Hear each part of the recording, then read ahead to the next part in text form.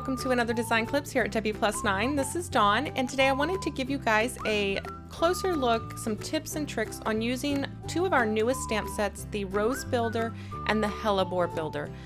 Now these are stamp layering stamp sets, which means that there are multiple images that you stamp one on top of each other to build your image.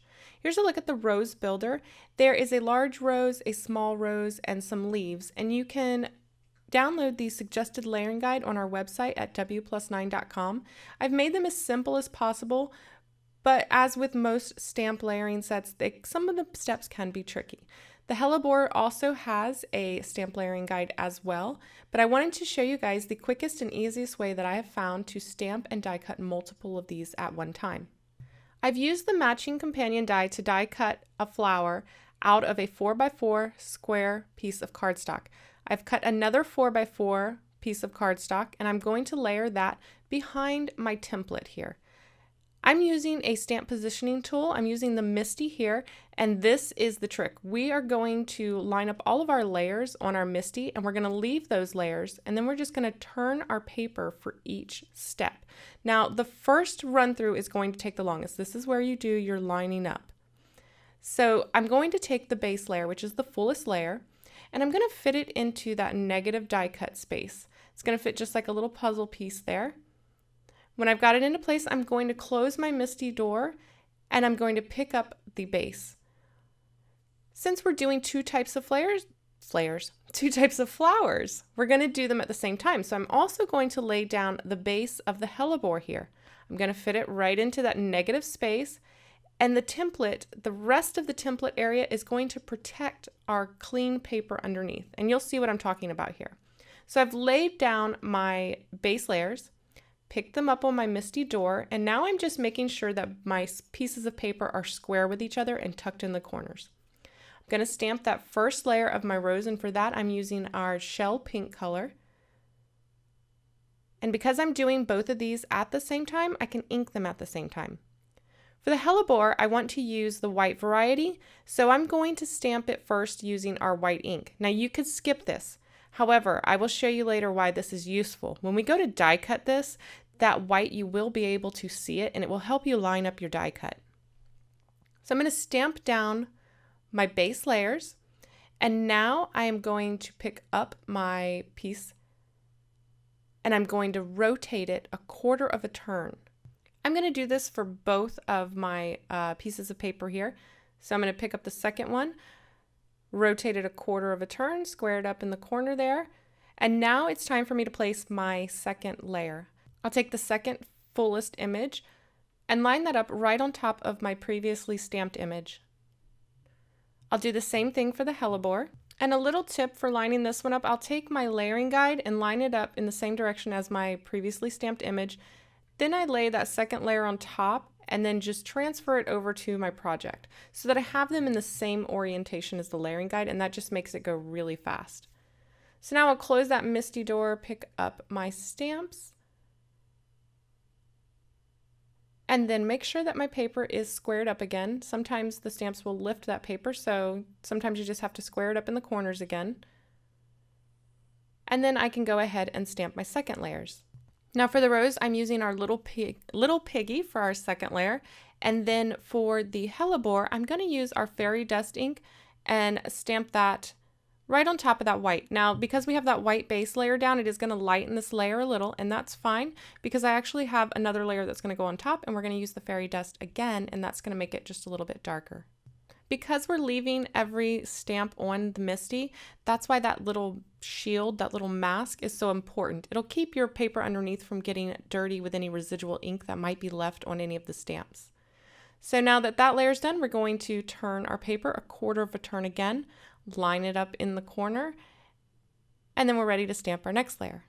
Excuse my head, it's nice to be able to get right over directly and look straight down when you're lining these up. There is a little cutout on the second and third layer, so it's right in the center, so you'll want to line up those centers.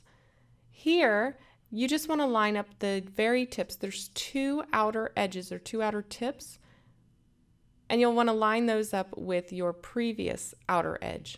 Now it's time to do our third layer, and for that I'm using our flamingo on the rose, and then we're going to use that second impression of fairy dust on the hellebore. This is going to give us a double layer of that fairy dust and darken it up just a bit, and it'll give us that appearance of just one shade deeper shadow. Now this seems like it's taking a while, and on the first run through it does take a little bit longer because this is where you're setting up all of your stamps. But once you've got them all on the Misty door or your stamping tool door, you can stamp as many of these in as many colors as your heart desires because it's all on the door already. You don't have to reposition anything else. You just cut your 4x4 squares and then you just keep turning, stamping, turning, stamping, turning, stamping, and it goes really, really quickly.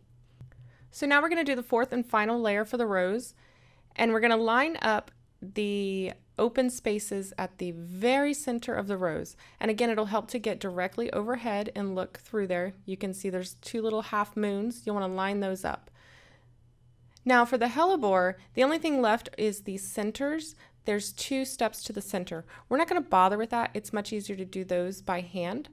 So we're going to just go ahead and finish up this rose, and then we can start doing our subsequent of all of the rest of the flowers.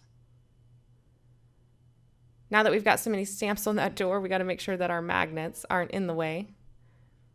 For the fourth and final layer of the rose, I'm going to use our Cranberry Crush.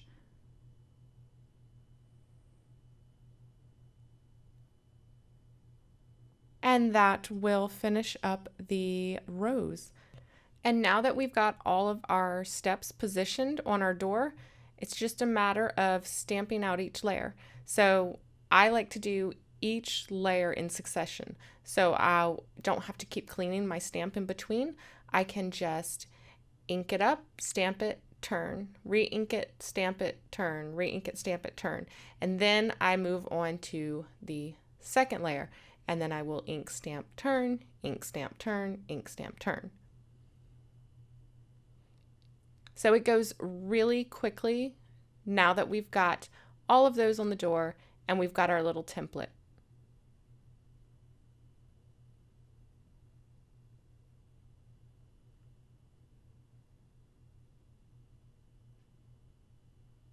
Once we've got all of our base layers done, we can move on to the next layer. Here you can see that white. If you turn it to the side, you can see it, and that's what's going to guide us in die cutting it later when we're all done. I'm going to continue to work my way around, rotating my template as necessary for each layer. Make sure that I clean off my stamps in between so that I don't build up too much color on my templates. These will last me, I've already probably stamped out about 30 of each of these flowers with this template, so it should last a long while, and then I just store it in with the stamp set. That way it's ready to go whenever I need it. So now you can see that I just continue now to turn my cardstock and stamp out each layer. Again, it's repetitive, but I'm just going to repeat this until all of my flowers are stamped out. I also wanted to note that you don't have to use all of the layers if you don't want to. You could use the first and the third layer, or you could use just the first 3 layers and skip the 4th layer. It's really up to you. I think that it looks just as pretty without that 4th layer, but then again, that 4th layer adds just a little extra punch. So it's really up to you. I also wanted to mention that now would be a great time for you to play around with your different color layering options as well. You can see here that I've layered quite a few different colors, and that was just to find out which combinations I liked the best. And truth be told, I kind of like them all. But again, this is the perfect opportunity to mess around with some of those color combinations because you've got your template set up and it's super easy and fast to do. Now we still need to add the centers to our hellebore. And for that, it's really easy. Now you could use your layering guide sheet to exactly try and line these up, but truth be told, I don't bother. I take the larger one and I use a lighter ink color, and then the smaller, more compact center, and I use a darker color for that. Now you want to use 2 complementary shades. Here I'm using Hayride, which is kind of a light golden yellow, and then I will use our Old Gold, which is a really dull gold color, and I will stamp that into the center.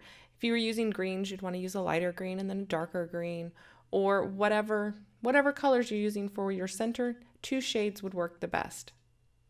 So here you can see I'm adding in that smaller, more compact center now, and that just kind of adds a little bit of depth and punch. So now these ones are all finished and our roses are done as well. As I mentioned earlier, that white base that we laid down for the hellebore is going to give us a guide for when we die cut, because we are going to die cut all these out. You can see here when I bend it, you can see that white base. So again, that's going to help us line up our die cut. If you have trouble seeing that, you could always stamp that in a super light gray, and that would work as well. That will read as a white flower. Now the leaves only have 2 layers, so I like to use a good old acrylic block for those. They're really easy to line up. I've stamped out all the base layers using our last leaf ink, and then I'm going to come in and add the detail layer using our Appletini ink. Any 2 complementary or contrasting shades of ink would work for this, just depends on the look you're going for. Just make sure that one is dark enough to be seen over the lighter ink. And both of these sets come with companion dies, so that's what I've used to die cut all of these out. And now I've got a bunch of these florals to use on a project. So to put these 2 cards together, I decided to do some background stamping and some floral clusters. I'll be using the Cora background stamp from Simon Says Stamp. I love the lacy look this has, which is very romantic, kind of like the roses, the feeling, but I like the strong geometric design that it has going in the background as well. You guys know I like to mix the soft with hard, the old with new, graphic with vintage. I don't know. I love the juxtaposition. And that's what really drew me to this background stamp. I'm going to be using our white pigment ink, and you will notice that my ink pad is a little bit dry. Now, I prefer to use a drier pigment ink pad. I have no control over them when they're too inked. So I prefer them a little bit dry, and this way I can build up my ink on the stamp without it creeping and oozing into all the little crevices, and this will give me a cleaner impression in the end. So just a tip, if you have any issues using pigment ink and not getting a clean impression, sometimes just taking off some of that ink out of that pad, sometimes I'll use a paper towel and just kind of push it on the top to draw out some of that ink. Gives me a lot more control over the amount of ink that I'm depositing onto the stamp, and I get a much better impression. So now that I've got this good and inked up, I am just going to lay my cardstock on top of this stamp and then use a clean piece of paper over the back, and using my hand just rubbing all over the back side to make sure that I get good even pressure and I get a good clean impression. And I'm stamping this on our Dove Gray cardstock, which is a really, really light gray. I like the subtle pattern in the background. I didn't want anything too heavy or too bold, but if you were looking for something heavier or more bold, you could always heat emboss this after you stamp it. Since this is pigment ink, you could heat emboss it, the powder will stick to it, and then you'll get a stronger, crisper impression, a more bright white impression. But I just really liked the subtlety of this. I went ahead and stamped out 2 more because I'm going to make 2 different cards, and for one of them I am going to kind of pop up the center area. And since this is pigment ink, it takes a minute to dry, and I'm just hitting it with the heat tool here to speed that process up. And then I'm going to cut the hexagon out of one of the layers. So I'm just going to use a paper trimmer here and cut along the edges of the hexagon. And I'll pop that portion up on top of the other layer using some foam tape. I'm going to keep the rest of this card really simple, so I've taken several of the images that we stamped and die cut, and I've created a little floral arrangement here, and then I have stamped my sentiment from our Kind Soul stamp set onto Dove Gray cardstock as well, and heat embossed it using Ranger's Liquid Platinum embossing powder. To adhere this, I'm going to use the press and seal trick, so I'm going to pull off a little bit of this Glad press and seal, and then I'm going to lay it directly on top of my arrangement. And I'm going to press down really good so that it adheres to the little flower arrangement. And then I can pick the whole arrangement up and start adding my adhesives. For the bottommost layers that are going to be adhered directly to the base, I'm going to use some multi-medium matte. So I'll put down a little bit on each piece that's going to be the bottom layer, which are now the top layer since we've got it flipped over. And just for a quick second, can we mention my nails? I know, they're atrocious. This is what a month grown out gel manicure looks like. I either have time to get my nails done or film these videos. I chose to film the videos, so please don't judge me. So now I'm going to flip this over. At this point, I can make any minor adjustments to the position as well if I want to. And then I will just lay it down flat and push down. Now it's going to take just a second for the liquid adhesive there to hold. So just to help it out, I'm going to put a block on top, and that will, add a little bit of pressure so that adheres. And then I can pull back this press and seal, and the only areas that will come back up again with the press and seal are the areas that aren't adhered down. And then I usually like to just fold it back. I don't want to pull it all the way off again because then I might mess up where I had it positioned. It's harder to reline it back up. But if I just fold that back and now start adding my foam adhesive or my liquid adhesive wherever I need it, and then just lay it back down, it's going to stay in the exact same spot. At this point, I can also add any foam tape for any extra dimension anywhere that I want to. So for that little white hellebore sticking back there, the bottom of the flower is adhered flat to the card base, but I do want to tuck a little bit of foam tape up under that one petal. So now I can do that, and it's going to lift just that edge and give a little extra dimension.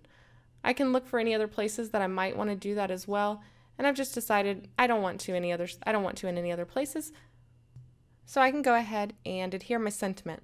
And for that, I'm going to use a little bit of that same foam tape on either side and just adhere that in place. This will put it at the same level as the rose, and it'll lay right over it. To finish this off, I just added a sprinkling of iridescent sequins from Katia Studio. I think that it finishes it off perfectly. I loved this color scheme and pattern so much, and I had several of the flowers left over as well as that extra panel. So I went ahead and made a second card, and this time I used the background as is. I didn't cut it apart this time or layer it up. Instead, I chose to create several clusters of these flowers and arrange them in a triangle formation, and went ahead and used the exact same sentiment in this pretty much the same spot as the last card. I really love how this pair of cards turned out. I like how one is a little more busy, the other one is a little more simple, yet they each have their own special little touch. Don't forget, these are now available at wplus9.com as well as at many of your favorite retailers. Again, thank you so much for joining me, and I will see you next time. Bye!